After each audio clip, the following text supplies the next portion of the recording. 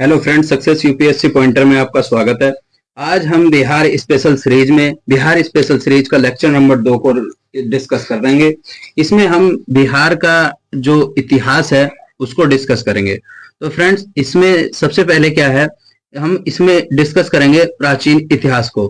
प्राचीन इतिहास में क्या है, प्राचीन इतिहासकार में जैसे पहले पूरा पाषाण काल आएगा, मध्य पाषाण काल आएगा, नव पाषाण काल आएगा, फिर उसके बाद सिंधु घाटी सभ्यता, फिर आर्यों का आगमन, ये सारी चीजें स्टेप बाय समझाते हुए चलेंगे। तो फ्रेंड्स, सबसे पहले क्या है, प्राचीन इतिहास में हम डिस्कस करेंगे बिहार क्या है, बिहार का इतिहास कैसे है।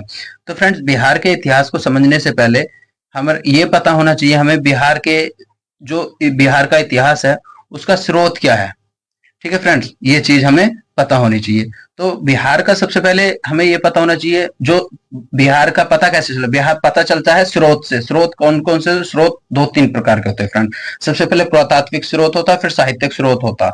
तो पुरातात्विक स्रोत में क्या आता है फ्रेंड्स, मैं बताता हूं आपको।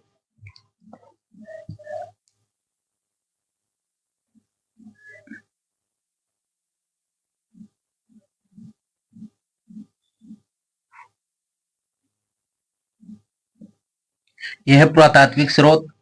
इसमें तीन चीजें आएंगी। सबसे पहले फ्रेंड्स ध्यान रखना आप, सबसे पहले पूरा पाषाण काल,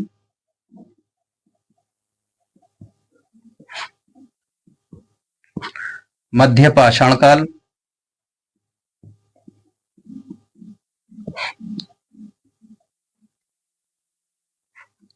तीसरा है नव पाषाण काल।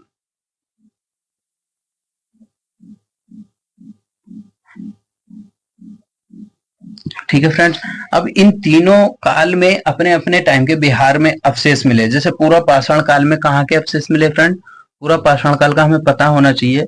मुंगेर और नालंदा से जो है पूरा पाषाण काल के साक्ष्य मिले हैं। मुंगेर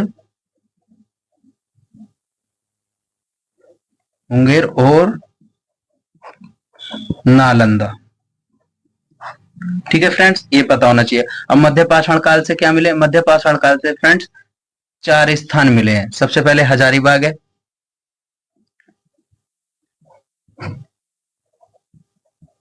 हजारीबाग। दूसरा है फ्रेंड रांची, तीसरा फ्रेंड सिंहभूम,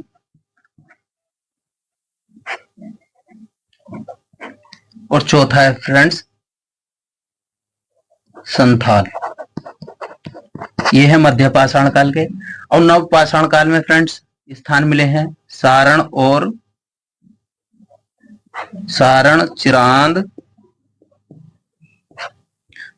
चिरांद एंड वैशाली। ठीक है फ्रेंड्स, ये तीन स्थल नवपाषाण काल में मिले हैं। ये तो हुआ फ्रेंड्स पुरातात्विक स्रोत। फिर एक होता है फ्रेंड साहित्यिक स्रोत। साहित्यिक स्रोत से क्या है, शतपथ ब्राह्मण के अनुसार आर्य सभ्यता गंगा के दोनों ओर फैला हुआ था। और अथर्ववेद का विज्ञान, ये भी अथर्ववेद हो, पुराण रामायण महाभारत हो, ये भी साहित्यिक स्रोत में आते हैं। क्योंकि पुराण रामायण और महाभारत में भी आर्यों का जिक्र किया गया है, तो यहाँ से ये मिलते हैं। तो फ्रेंड, इसी तरीके से धीरे धीरे सारा एक हिस्ट्री है। फिर बिहार में आर्यों का आगमन होएगा, वो सारी चीजें मैं आपको बताता हूँ। तो प्राचीन काल इतिहास में सबसे पहले देखते हैं हम ये प्राचीन काल का इतिहास। मुंगेर से मध्य पाषाण युग के अवशेष प्राप्त हुए हैं। इसमें फ्रेंड्स बताया इन्होंने मुंगेर से, लेकिन कुछ साक्ष्य जो है मुंगेर से मिले और पूरा पाषाण काल से भी मिले हैं। चिरांद और वैशाली से नवपाषाण युग के साक्ष्य मिले हैं। और विधेय माधव की कहानी ब्राह्मण में मिलती है, जिसे विधेय माधव सरस्वती के तट पर रहते थे। वैश्वनगर अग्नि के मुख पर धारण किए हुए थे और घृत का नाम लेते ही मुख से बाहर आ गई। तदानिथियों की जलती हुई सदा नीरा वर्तमान में गंडक नदी के तट पर ठहरी है। ठीक है फ्रेंड्स, ये चीज याद रखना। फिर नेक्स्ट पॉइंट हमारा, वैदिक साहित्य में कालिकट भारतीय आदि का उल्लेख है, जो बिहार के लिए संदर्भित था। नेक्स्ट पॉइंट है, छठी शताब्दी में 16 महाजनपदों में से 3 महाजनपदों मगध, वाजी, अंग और वर्ण आगंतर निकाय का भगवती सूत्र से मिलता है। अंग जो है, अंग ये आधुनिक भागलपुर व मुंगेर जनपद की राजधानी, इस टाइम वर्तमान में भागलपुर व मुंगेर जनपद में है। अंग की राजधानी चंपा थी। बिंबिसार ने इसे मगध में मिला लिया था। वज्जी संघ मगध के उत्तर दिशा में 8 राज्यों का संघ था, जिसमें विधेय, वज्जी, लिच्छवी विशेष प्रसिद्ध थे। वज्जी संघ सबसे प्रबल लिच्छवी, जिसकी राजधानी वैशाली थी, जिसे आधुनिक जनपद बासाड़गांव कहा गया था। विधेय में दार्शनिक राजाओं के लिए प्रसिद्ध इसकी राजधानी मिथिला थी। बौद्ध संगीतियां जो थी 4 हुई थी। ठीक है फ्रेंड, चारों बौद्ध समितियां, ये याद रखना। सबसे पहले प्रथम जो बौद्ध संगीति हुई थी फ्रेंड्स, ये प्रथम वाली हुई थी राजगृह, ये याद रखना। प्रथम बौद्ध संगीति हुई थी फ्रेंड्स, ये हुई थी राजगृह में हुई थी। समय 483 ईसा पूर्व था। और प्रथम बौद्ध संगीति के जो अध्यक्ष थे महाकश्यप थे, और उस टाइम पर शासक अजात शत्रु थे। और महत्वपूर्ण तथ्य ये है कि विनय पिटक और सुते पिटक का संकलन हुआ था। अब दूसरी बौद्ध समिति होगी फ्रेंड्स, अब दूसरी बौद्ध समिति में वैशाली में होगी और 383 ईसा पूर्व होगी। सर्वकामी अध्यक्ष हैं यहाँ के, और कालाशोक के टाइम पीरियड की कहानी है। बौद्ध धर्म स्थविर महासंगम में विभाजित हुआ। ठीक है फ्रेंड, ये चीज याद रखना। और तृतीय पाटलिपुत्र में हुई थी, 257 ईसा पूर्व में हुई थी। गोगलीपुत्र तिसम अशोक टाइम पीरियड में हुई थी। और तीसरा पटक अधिभम पिटक जोड़ा गया। ठीक है फ्रेंड्स, याद रखना ये चीज। फिर चौथी जो समिति थी वो कुंडवलम, प्रथम शताब्दी वसुमित्र के अध्यक्ष कनिष्क कोषणकाल, बौद्ध धर्म हीनयान महायान में विभाजित हुआ था चौथी समिति में। ठीक है फ्रेंड्स। और प्रथम, अब जैन समितियां जो हुई थी 2 हुई थी। प्रथम पाटलिपुत्र में हुई थी, 300 ईसा पूर्व हुई थी, और स्थूलभद्र अध्यक्ष था, और चंद्रगुप्त मौर्य के टाइम पर हुई थी। जैन धर्म दिगंबर एवं श्वेतांबर में 12 अंगों विभाजित हो गए थे। ठीक है फ्रेंड्स। द्वितीय जो थी वल्लभी में हुई थी, गुजरात में हुई थी, 513 ईसा पूर्व को हुई थी। और अध्यक्ष जो थे देवर्षि श्रवण थे, और इनके धर्म ग्रंथों के अंतिम संकलन का लिपिबद्ध है। अब यहाँ से फ्रेंड्स अब बुद्ध स्टार्ट हो जाते हैं। बुद्ध का जन्म 563 ईसा पूर्व कपिल वस्तु के लुम्बिनी में शाक्य कुल में हुआ था। मृत्यु 483 ईसा पूर्व में हुई थी। पिता शुद्धोधन थे, माता महामाया, प्रजापति गौतमी की पत्नी यशोधरा, बिंबा गोपा भ्रकचना, पुत्र राहुल, बचपन का नाम सिद्धार्थ। ठीक है फ्रेंड्स, ये चीजें याद रखना। 29 वर्ष की अवस्था में इन्होंने घर त्याग दिया था। 35 वर्ष की आयु में इन्हें ज्ञान प्राप्त हो गया था। वैशाख पूर्णिमा की रात को पीपल वृक्ष के नीचे निरंजना के तट पर ज्ञान प्राप्त हुआ। बौद्ध धर्म के प्रथम संस्थापक थे। बौद्ध धर्म के त्रिरत्न बुद्ध, धम्म और बंध, ये 3 रत्न है। बौद्ध धर्म के 4 आर्य सत्य कौन से हैं? दुख समुदाय, दुख निरोध, गामनी और प्रतिपादा। ठीक है फ्रेंड्स। और अष्टांगिक मार्ग, सम्यक दृष्टि, सम्यक संकल्प, सम्यक वाणी, सम्यक कर्मांत, सम्यक अजीव, सम्यक व्यायाम, सम्यक स्मृति, सम्यक समाधि। ये इसके 8 अष्टांगिक मार्ग हैं। ये फ्रेंड्स याद रखना। फिर प्रत्येक बुद्ध का उपदेश का सार है। अब नेक्स्ट हमारे महावीर जो स्वामी थे, महावीर का जन्म फ्रेंड्स 599 ईसा पूर्व वैशाली के निकट कुंडग्राम में हुआ था।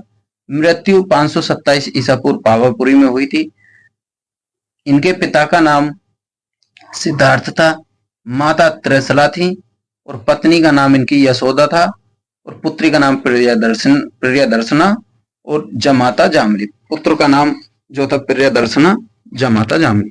30 वर्ष की आयु में इन्होंने अपना ग्राहक त्याग दिया था। 42 वर्ष की आयु में कैवल्य यानी सर्वोच्च ज्ञान प्राप्त हुआ था। जुम्बिक राम के निकट त्रजुपालिका नदी के किनारे साल के वृक्ष के नीचे इन्हें ज्ञान प्राप्त होता। तो फ्रेंड्स यहां से चीजें याद रखना। महावीर को कहां से हुआ था? पीपल के वृक्ष के नीचे से। और इनको किसके नीचे से होता? साल के वृक्ष के नीचे से। तो फ्रेंड्स ये छोटी छोटी चीजें याद रखना। ठीक है। कैवल्य प्राप्त होने, कैवल्य किसे बोलते फ्रेंड्स? ज्ञान प्राप्त होने को। कैवल्य प्राप्त होने के बाद कैल्विन जिन आहर्त योग्य निर्गण थे। जैन धर्म के 24वें तीर्थंकर कहलाए। जैन धर्म के त्रिरत्न सम्यक श्रद्धा, सम्यक ज्ञान और सम्यक आचरण। ठीक है फ्रेंड्स। पंच महाव्रत कौन कौन से जैन धर्म के? सत्य, अहिंसा, अपरिग्रह, आचर्य और ब्रह्मचर्य का पालन करना। महावीर ने 5वां व्रत ब्रह्मचर्य दिया, जबकि शेष 4 व्रत पार्श्वनाथ द्वारा दिए गए थे। पार्श्वनाथ जो थे फ्रेंड्स, वो 23वें तीर्थंकर थे। कौन से थे? 23वें, याद रखना। और ये महावीर स्वामी 24वें कहलाए। स्यातवाद, अनेकतावाद, सप्तभंगनीय का ज्ञान की सापेक्षा सिद्धांत कहा जाता है। अब मगध का पीरियड स्टार्ट हो जाएगा फ्रेंड्स, यहां से किनका? मगध का। पुराणों के अनुसार मगध पर शासन करने वाला पहला राजवंश बृहद्रथ राजवंश था। जनराजक वंश था, जिसका विवरण महाभारत में मिलता है। अन्य साहित्यिक स्रोतों के अनुसार मगध का पहला राजवंश हर्यक वंश था, जिसकी स्थापना बिंबिसार ने 544 ईस्वी से लेके 492 ईसा पूर्व में की थी। बिंबिसार ने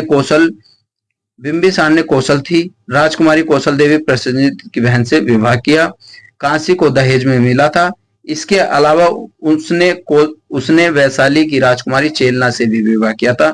बिंबिसार ने अंग नरेश बृहदत्त की विजित कर अंग को मगध में मिला लिया था। उसका आवंतिक शासक जन प्रज्ञोत के साथ युद्ध हुआ। कालांतर में प्रज्ञोत का इलाज करने के लिए उसने अपने वैद आजीवक को भेजा। बिंबिसार महात्मा बुद्ध का अनुयायी थे। ये फ्रेंड्स पॉइंट याद रखना। बिंबिसार किनका अनुयायी था? महात्मा बुद्ध का। ठीक है फ्रेंड्स।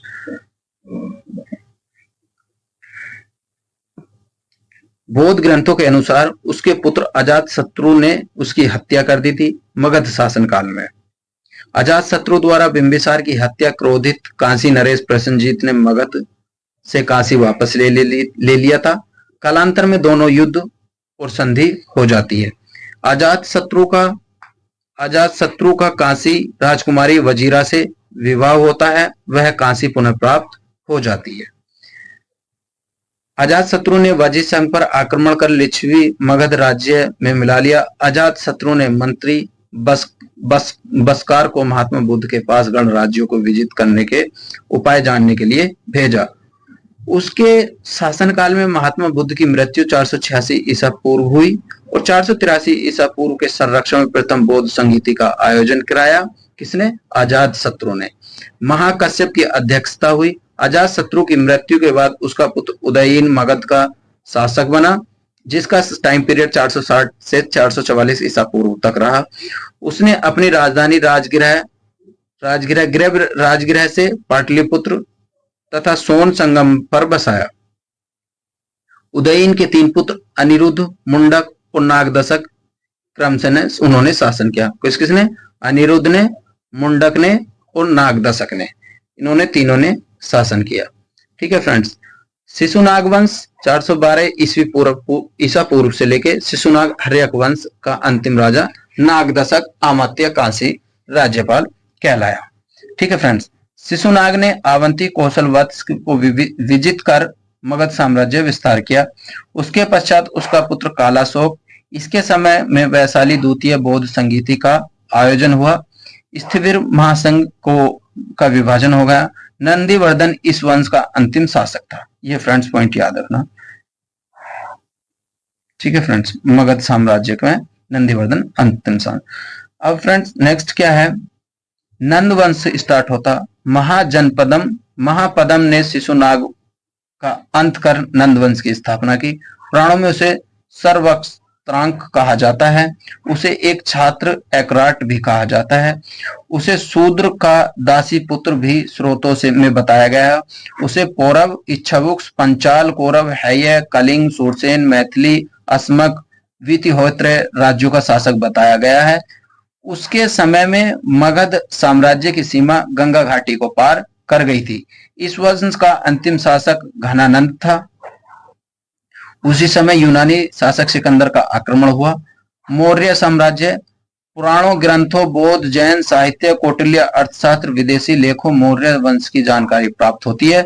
स्ट्रैबो एवं जस्टिन ने चंद्रगुप्त मौर्य को सेंड्रोकोटस कहा। फ्रेंड्स ये पॉइंट याद रखना, ये आया हुआ है। स्ट्रैबो जस्टिन ने चंद्रगुप्त मौर्य को सेंड्रोकोटस एरियन, प्लूटार्क ने एंड्रोकोटस कहा।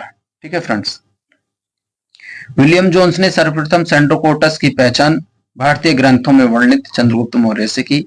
जेम्स प्रिंसेप ने 1834 से 37 के मध्य ब्राह्मी एवं खरोष्टी लिपि को अनुदित किया। प्रियदर्शी की पहचान अशोक से की। 326 ईसा पूर्व में मकदूनिया के शासक सिकंदर का भारत पर आक्रमण होता है और सिंधु नदी को पार करके सिकंदर झेलम नदी के वितिस्ता के तट तक आ जाता है। यही उसका पोरस से युद्ध होता है, जिसे वितिस्ता एवं हाइडे स्पीच का युद्ध कहते हैं। व्यास नदी के तट पर सिकंदर की सेना आगे बढ़ने से इंकार कर देती है और व्यास नदी से ही नंद साम्राज्य की सीमा आरंभ हो जाती है। उस समय नंद वंश का शासक जो था घनानंद था। सिकंदर भारत में 19 महीने तक रहा था। चंद्रगुप्त मौर्य का टाइम पीरियड स्टार्ट होता है फ्रेंड्स 323 से 298 ईसा पूर्व। अपने गुरु चाणक्य की सहायता से घनानंद पराजित कर 25 वर्ष की उम्र में मगध पर शासन किया। 305 ईसा पूर्व के आसपास सेल्यूकस निकेटर से युद्ध होता है। युद्धोपरांत संधि से चंद्रगुप्त को एरिया यानी काबुल, अर्कोसिया कंधार, जेड्रोसिया मकरान, पेरिपेमिसदाई हेरात क्षेत्र प्राप्त हुआ। यूनानी राजकुमारी से चंद्रगुप्त का विवाह हुआ। सेल्यूकस निकेटर ने अपने राजदूत मेगास्थनीज को चंद्रगुप्त के दरबार में भेजा। ये पॉइंट याद रखना फ्रेंड्स। मेगास्थनीज ने इंडिका नामक पुस्तिका लिखी। जीवन के अंतिम समय में चंद्रगुप्त ने अपने पुत्र बिंदुसार को सत्ता सौंप दी और मुनि भद्रबाहु के साथ श्रवण बेलगेला चले गए। वहीं सल्लेखना उपवास से अपने प्राण त्याग दिए। अब फ्रेंड्स नेक्स्ट स्टार्ट होते हैं बिंदुसार का टाइम पीरियड कितना है फ्रेंड्स? इनका टाइम पीरियड है 298 से 272 ईसा पूर्व। इसे अमित्रघात एवं भद्रसेन आदि कहा जाता है। इसी समय सीरिया के शासक एंटियोकोस का राजदूत डॉक्यूमेंट्स एवं मिस्र के शासक टोलमी द्वितीय का फिलोडेसम का राजदूत डायनेटियस मौर्य दरबार में आए थे। बिंदुसार आजीवक संप्रदाय का था। मोस्ट वेरी इंपोर्टेंट का टाइम पीरियड शुरू होने जा रहा है फ्रेंड, जहां से हमेशा क्वेश्चन पूछे गए हैं, या तो बौद्ध धर्म, जैन धर्म या फिर अशोक का time period very most important है। सिंहासन पर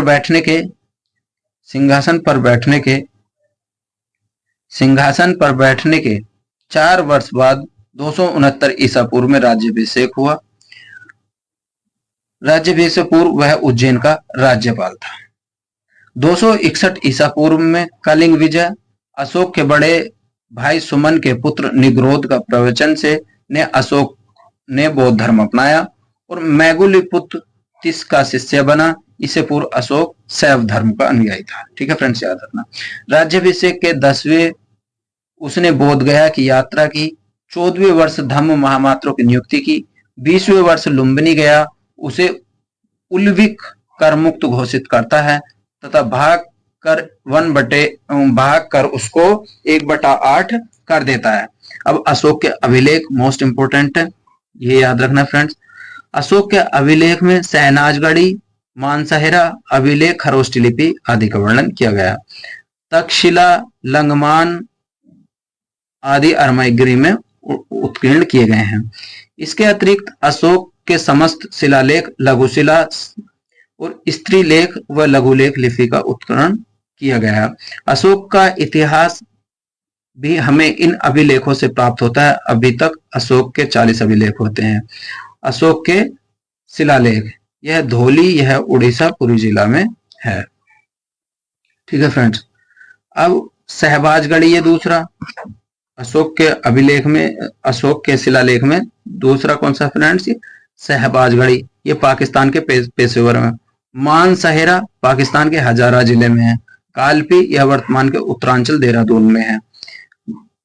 जोगड़ उड़ीसा में है और सापोरा महाराष्ट्र के थाने में है। एरीगुड़ी आंध्र प्रदेश में कर्नूल जिले में। गिरनार कठियावाड़ी के जूनागढ़ में। ठीक है फ्रेंड्स।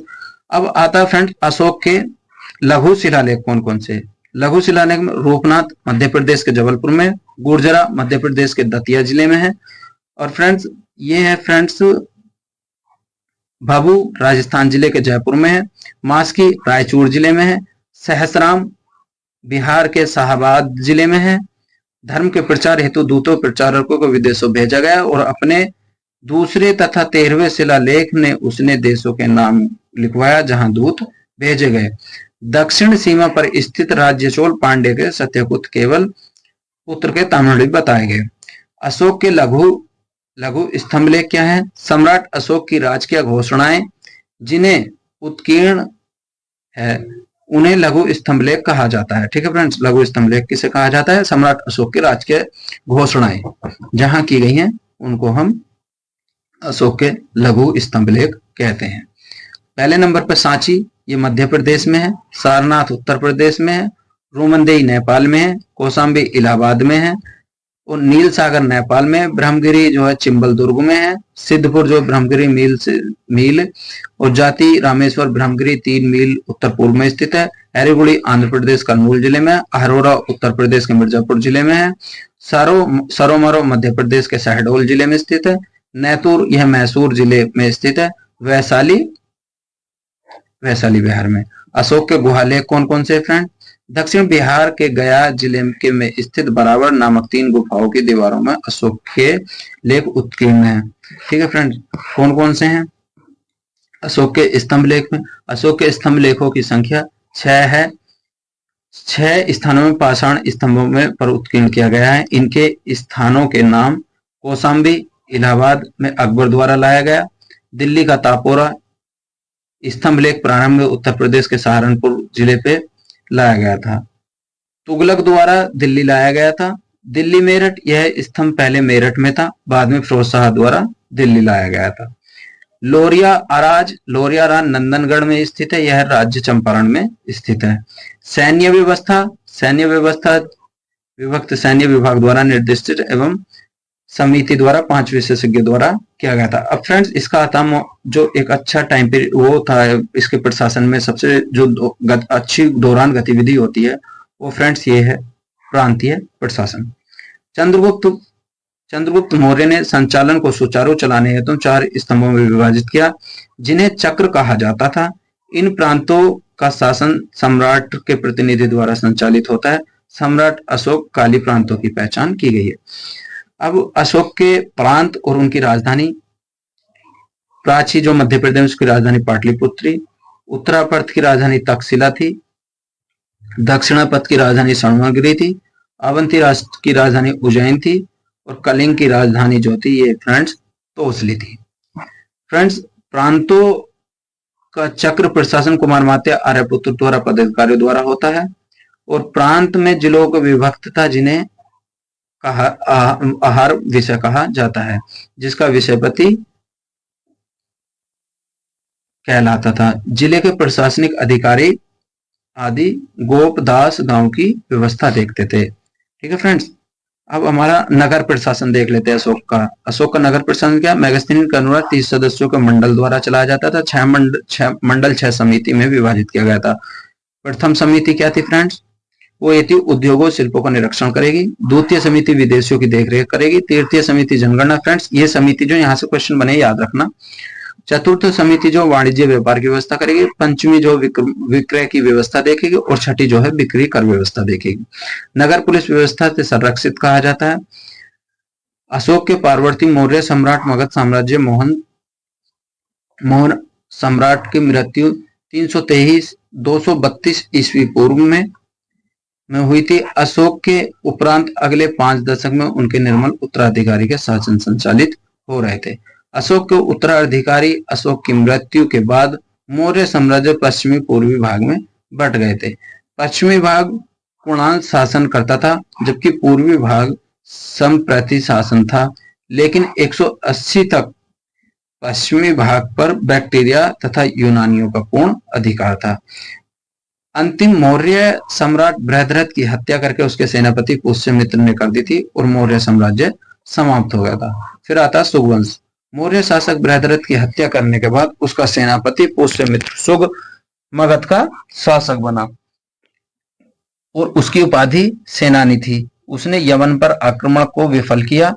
पुष्यमित्र ने अश्वमेध यज्ञ किया, इसको पुरोहित पतंजलि थे। इसके बाद उसका पुत्र अग्निशामक शासक बना, अग्निमित्र शासक बना। अग्निमित्र मालविका की कहानी पर कालिदास ने मालविका निग्मित्रम नामक नाटक की रचना की थी। देवभूति वंश का अंतिम शासक था। अब आता कर्ण वंश। देवभूति मंत्री वसुमित्र ने उसकी हत्या कर कर्ण वंश की नींव रखी थी। सुशर्मा इस राजवंश का आखिरी शासक था। फिर आता कुषाण वंश। कनिष्क ने पाटलिपुत्र को विभाजित करके अश्वघोष को अपने साथ ले गया और कुषाण साम्राज्य के बाद पटना के लिच्छवियों का शासन रहा। ठीक है फ्रेंड्स। अब आता है फ्रेंड्स गुप्त काल, गुप्त पीरियड। गुप्त पीरियड का समुद्रगुप्त द्वारा प्रयास प्रस्तुत स्तंभ अभिलेख। ये फ्रेंड्स अभिलेख के आधार पर इस वंश का पहला शासक श्रीगुप्त था, जिसकी उपाधि महाराज उत्तराधिकारी घटोत्कच ने की थी। चंद्रगुप्त प्रथम पहला शासक था जिसने महाराज राज की उपाधि धारण की थी। उसने लिच्छवी राजकुमारी कुमार देवी से विवाह किया था और उसने अपने राज्याभिषेक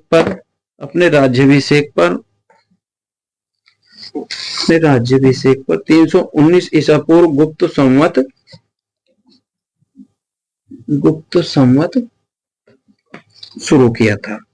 फिर इसके बाद आता है फ्रेंड्स समुद्रगुप्त। समुद्रगुप्त क्या है फ्रेंड्स? अभिलेख के अनुसार सिक्कों को इसके पराक्रमक एवं अतिरथ संगम, इसे भारत का नेपोलियन इतिहासकार स्मिथ ने कहा था समुद्रगुप्त को।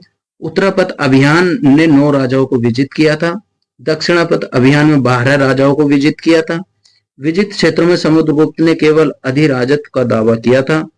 फिर उसके बाद आते रामगुप्त, इसकी ऐतिहासिक कोई वो नहीं है। फिर आते चंद्रगुप्त जो मोस्ट इंपोर्टेंट है। इसे देवराज देवगुप्त, देवश्री, विक्रमादित्य आदि नामों की उपाधि दी गई। इसने ध्रुव देवी से विवाह किया। दिल्ली के मेहरौली स्तंभ में लोह स्तंभ चंद्रगुप्त शासक द्वारा दिल्ली में स्थापित किया गया था। और फ्रेंड्स इसने जो था चंद्रगुप्त की पहचान चंद्रगुप्त द्वितीय से की जाती है। इसने अपने पुत्र प्रभावती से विवाह किया। वाकटक के नरेश रुद्रसेन द्वितीय से किया था। चीन के यात्री फायांस के समय चीनी यात्री फायान ने इसके समय यात्रा की थी। वह 14 वर्ष की आयु में भारत में रहा। ऐसा माना जाता है कि उसके दरबार में 9 रत्न विजेता थे, जिसमें कालिदास, धन्वंतरी, छर्णक, अमर सिंह, शंकु, बेताल भट्ट, घटकपर, वराहमिहिर, वरुचि जैसे विद्वान शामिल थे। कुमारगुप्त प्रथम क्या है? मंदसौर अभिलेख से कुमारगुप्त के बारे में विस्तृत जानकारी प्राप्त होती है। स्कंदगुप्त के भीतरी अभिलेख से पता चलता है कुमारगुप्त के शासनकाल में उससे मित्रों का आक्रमण हुआ था, जिसे रोकने के लिए कुमारगुप्त ने स्कंदगुप्त को भेजा था। नालंदा विश्वविद्यालय की स्थापना इसी काल में हुई थी, कुमारगुप्त के टाइम पीरियड में।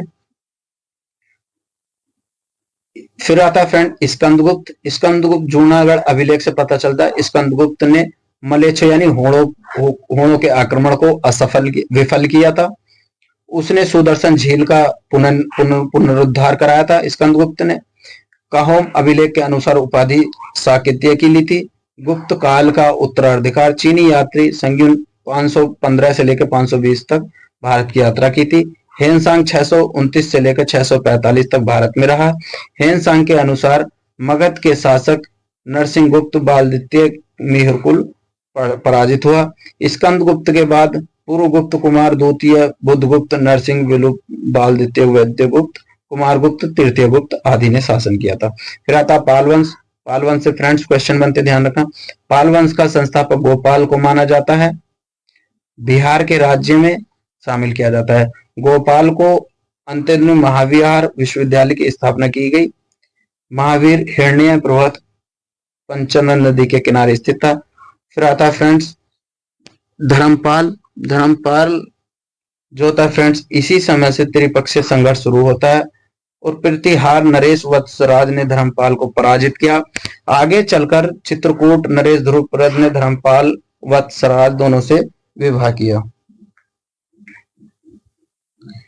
ठीक है फ्रेंड्स। फिर आता है नेक्स्ट, धर्मपाल ने विक्रमशिला की उपाधि धारण की थी। किसने? धर्मपाल ने विक्रमशिला विश्वविद्यालय की स्थापना की थी, बौद्ध विहारों का निर्माण कराया था। ठीक है फ्रेंड्स। विक्रमशिला महाविहार विश्वविद्यालय सिल्क सिटी नाम से प्रसिद्ध भागल जिले में शहर से लगभग 500 किलोमीटर थे। सोमपुरा महाविहार का निर्माण धर्मपाल ने करवाया था। ठीक है फ्रेंड्स, ये चीजें याद रखना। ठीक है फ्रेंड्स, फिर आता धर्मपाल। धर्मपाल के अभिलेख को परम गोत कहा जाता है, जो गुजराती कवि शोडुल ने इसे उत्तरापति स्वामी कहा है। देवपाल, देवपाल इसने मुंगेर को अपनी राजधानी बनाया। जावा, सुमात्रा, शैलेंद्र एवं बालपुत्र को इसने नालंदा बिहार बनाने हेतु 5 गांव प्रदान किए। फिर आते हैं लास्ट में महिपाल। महिपाल पाल वंश की पुनर्स्थापना का श्रेय दिया जाता है। इसी के समय राजेंद्र चोल ने आक्रमण किया था। बौद्ध भिक्षु अतिशय दीपांकर के नेतृत्व में तिब्बत में दूत मंडल भेजा। फिर आते लास्ट रामपाल। रामपाल इस वंश का अंतिम शासक था। इसी समय कैवर्त विद्रोह हुआ था। कर्नाट वंश, इस संस्थापक न्यायदेव ने इस गंगदेव उसका पुत्र नरसिंह का शासक बना। और नरसिंह के समय फ्रेंड्स बख्तियार खिलजी ने बिहार पर आक्रमण किया और नालंदा, विक्रमशिला जैसे बिहारों को ध्वस्त किया। तो फ्रेंड्स, इसी के साथ बिहार का प्राचीन इतिहास खत्म हुआ, क्योंकि अब खिलजी वंश के आक्रमण होने शुरू हो जाएंगे। फिर हमारा स्टार्ट होता फ्रेंड्स मध्यकाल।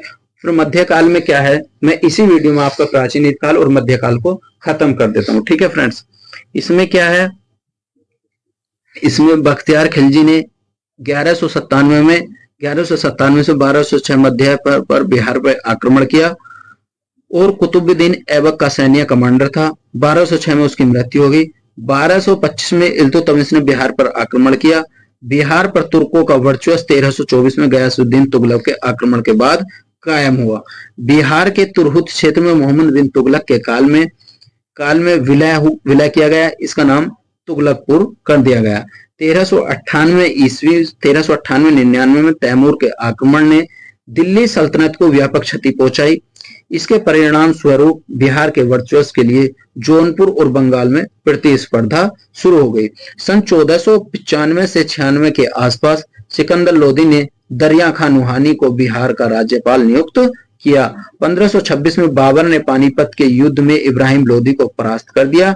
इसके बाद दरिया खां के पुत्र बहर खां ने बिहार में स्वतंत्र रियासत की घोषणा कर दी। शेर शाह का जन्म 1572 में, बचपन का नाम फरीद, पिता हसन का सासाराम के जागीरदार की शिक्षा जौनपुर में प्राप्त की थी। यहां से अब दूसरा स्टैंड स्टार्ट हो जाता है फ्रेंड। बहर खान लोधी ने फरीद को शेर खां की उपाधि दी थी। किसने? बहर खान लोहानी ने। मोहम्मद शाह बहर खान लोहानी की मृत्यु के पश्चात उसकी विधवा बीवी दादू बेगम से शेर खां ने विवाह किया। 1529 ईस्वी में महमूद लोधी की तरफ से घाघरा शुद्ध में भाग लिया। 1539 में बंगाल में नुसरत शाह को पराजित कर हजरत आला की उपाधि धारण की। इसके बाद फ्रेंड्स उन्होंने 1530 में लॉर्ड मलिका से विवाह किया। 1534 में सूरजगढ़ के युद्ध में बंगाल महमूद शाह को पराजित किया। फ्रेंड्स 1539 में चौसा के युद्ध में हुमायूं को पराजित किया और शेर शाह की उपाधि धारण की। ठीक है फ्रेंड्स, हुमायूं को पराजित कर दिया। और इसमें 1540 में कन्नौज के युद्ध में हुमायूं को परास्त करके द्वितीय अफगान साम्राज्य का सूर्यवंश की स्थापना की। 1543 ईस्वी में रायसीन विजय के शासक प्रणमोड़ विश्वघात से मारा और उसे कत्लेआम करवा दिया गया, जो शेर शाह पर एक कलंक है। ठीक है फ्रेंड्स, ये भी पॉइंट याद रखना। 1544 में मेवाड़ में विजय की। 1545 में कालिंजर अभियान में घायल होने के बाद उसकी मृत्यु हो जाती है। शेर शाह ने अपने साम्राज्य को सरकारों में विभाजित किया था। आरंभ में 47 सरकार थी। बंगाल विजय के बाद 16 सरकारों में विभाजित किया था। इसी प्रकार कुल सरकारों की संख्या 63 हो गई थी। उसने रैयतवाड़ी व्यवस्था लागू की थी। उसने चांदी का रुपया चलवाया था। अब्बास खान सारवानी उसकी जीवनी लिखी है, अब्बास सारवानी ने। उसने सासाराम बिहार में अपना मकबरा बनवाया। यह मकबरा एक कृत्रिम झील के मध्य अष्टकोणीय आकार में लाल बलुआ पत्थर से बना हुआ है। उसके बाद उसका पुत्र जलाल खां इस्लाम शाह के नाम से शासक बना। 1574 से 1575 बिहार मुगल साम्राज्य में शामिल हो गया था। औरंगजेब ने अजीमुस्तान का सूबेदार बनाया, उसने पटना का नाम अजीमाबाद कर दिया। फर्रुखशियर राज्याभिषेक पटना में हुआ। 1707 में औरंगजेब ने मुर्शिदाबाद कुली खां का बंगाल, बिहार, उड़ीसा सूबेदार नियुक्त किया। उसने 1704 में बंगाल की राजधानी ढाका से मुर्शिदाबाद स्थानांतरित की। उसके बाद क्या हुआ, गरिया के युद्ध में अलवर्दी खां 1740 से 1756 में नवाब बना और वह अंतिम शक्तिशाली शासक नवाब बना। 1756 में सिराजुद्दौला बंगाल का नवाब बना। 23 जून 1782 के युद्ध में अंग्रेजों से हार गया। 28 जून 1757 में मीर जाफर बंगाल का नवाब बना। तो फ्रेंड्स, ये हुआ प्राचीन इतिहास खत्म होने के बाद ये हुआ बिहार का मध्यकालीन इतिहास खत्म। नेक्स्ट वीडियो में फ्रेंड्स हम लेके आएंगे आधुनिक भारत का इतिहास बिहार की दृष्टि से। तो फ्रेंड्स, जुड़े रहिएगा हमारे साथ इस स्पेशल सीरीज में। आगे हम बिहार की स्पेशल सीरीज सब्जेक्ट वाइज सारी फिनिश करेंगे। तो फ्रेंड्स, बहुत बहुत आपका धन्यवाद।